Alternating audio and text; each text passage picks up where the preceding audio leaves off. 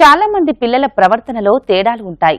ఆహారం తీసుకునేటప్పుడు పేచీలు పెట్టడం, రాత్రిపూట నిద్రపోకుండా సతాయించటం, చీటికి మాటికి అలగటం, కోపతాపాలు ప్రదర్శించటం, మొండిగా ప్రవర్తించటం, నిలకడగా లేకుండా ఉండటం, హైపర్ యాక్టివ్గా అత్యుత్సాహాన్ని ప్రదర్శించటం చేస్తూ ఉంటారు.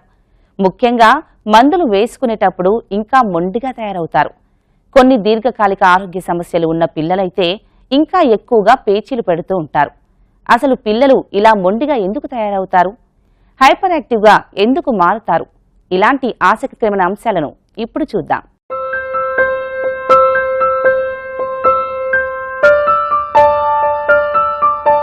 వన్ ఇయర్ వరకు బేబీని పొత్తిళ్లలోనే పెంచుతాం.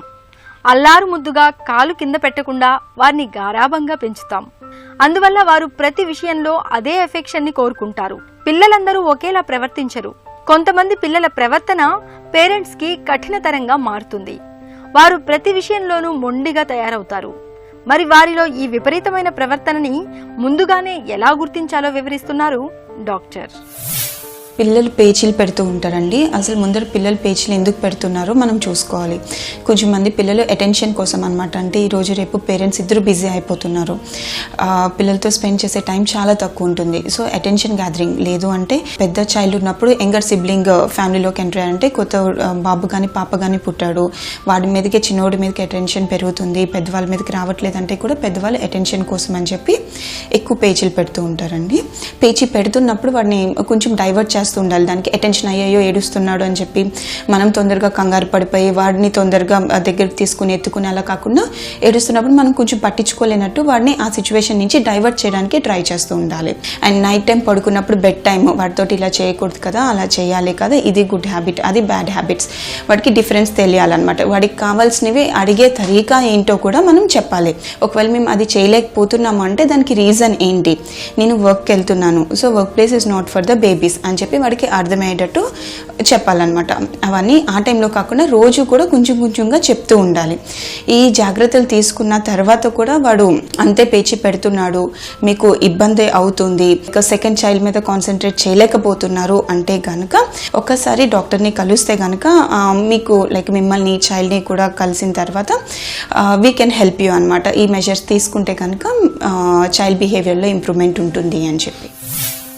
మీ పిల్లలంటే మీకెంత ఇష్టమైనప్పటికీ ఏదో ఒక సందర్భంలో వారి ప్రవర్తన మీకు ఇబ్బందిని, చిరాకును, అసహనాన్ని, కోపాన్ని తెప్పిస్తుంది.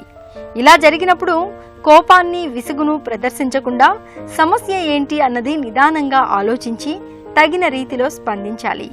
ఇక్కడే పేరెంట్స్గా మనం అనేక విషయాలను గుర్తించాలి.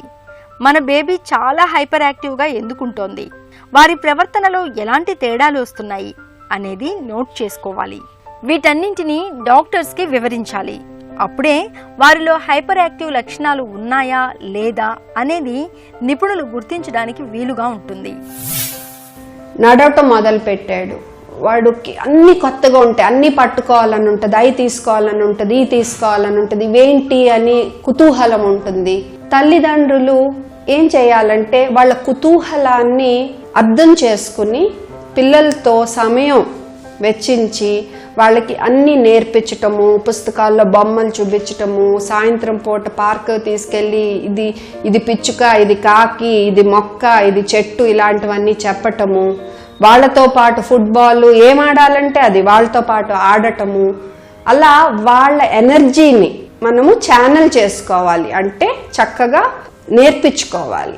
ఇలా మనం చేయలేకపోతే, అంటే వాళ్ళ ఎనర్జీని మనం ఛానల్ చేయలేకపోతే తప్పనిసరిగా పిల్లవాడు వాడికి ఏది కావాలంటే అది ఇంకా చేస్తూ ఉంటాడు. అంతేకాకుండా కొంతమందికి జన్యుపరంగా కూడా మానసిక లోపం వల్ల కూడా కొంతమందికి ఈ హైపర్ యాక్టివ్నెస్ అనేది ఉంటుంది. Attention deficit hyper active disorder అని ఉంటుంది. అంటే ఏకాగ్రత లోపము, అతిగా అటు ఇటు పరిగెట్టో చోట కూర్చోకుండా అసలు ఏమన్నా చెప్పాలనుకుంటే ఎమ్మటే చెప్పేయటం, ఇంకా ఆగలేరన్నమాట వాళ్ళు. ఈ రకమైన ప్రవర్తన ఉంటుంది. ఇది కూడా తప్పనిసరిగా సైకాలజిస్ట్ అంటే మనసుకు సంబంధించిన స్పెషలిస్ట్ వీళ్ళని సంప్రదించి తర్వాత అవసరమైతే సైకియాట్రిస్ట్, అంటే ఇది మితిమీరి ఉంటే సైకియాట్రిస్ట్ని కూడా సంప్రదించి కరెక్ట్గా మనము వైద్యం అందించగలిగితే ఈ పిల్లల విషయంలో కూడా మనం న్యాయం చేసినట్టు అవుతుంది. మొండిగా పెంకిగా ప్రవర్తించే పిల్లలు, అత్యుత్సాహంతో హైపర్ యాక్టివ్గా ఉండే పిల్లల విషయంలో తల్లిదండ్రుల బాధ్యతే ఎంతో కీలకం. వీరికి సరైన టైంలో సరైన కౌన్సిలింగ్ ఇవ్వగలిగేది పేరెంట్స్ మాత్రమే. మరి పిల్లలకు అన్ని విషయాలు అర్థమవుతాయా? వారిని ఏ విధంగా మార్చాలి అనేది తల్లిదండ్రులకు పెద్ద ఛాలెంజ్. పిల్లలందరూ ఒకేలా ప్రవర్తించరు, రకరకాల భేదాలు ఉంటాయి. ఒక్కొక్కరికి ఒక్కోలా చెప్తే అర్థమవుతుంది.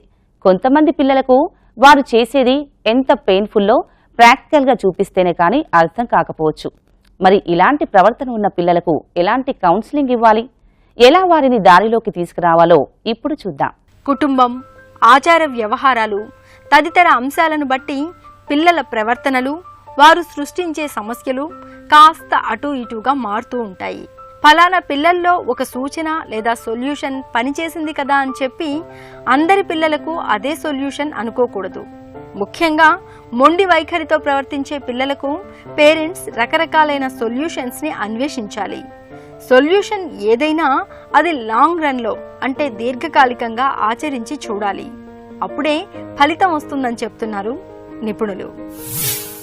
వాళ్ళు కొంచెం మొండిగా ప్రవర్తించి నాకు ఇది కావాలి అని ఏడవడము, లేదంటే కింద పడి బాగా చేయడం చేసినప్పుడు ఫస్ట్ ఆఫ్ ఆల్ వాళ్ళని అంటే ఫామ్గా చెప్పడం, వాళ్ళకి నో అనే పదం అర్థమవుద్ది. అప్పుడు అంటే ఇది వద్దు, ఇది చెయ్యొద్దు అనేది ఒకటి చాలా ఖచ్చితంగా చెప్పడం.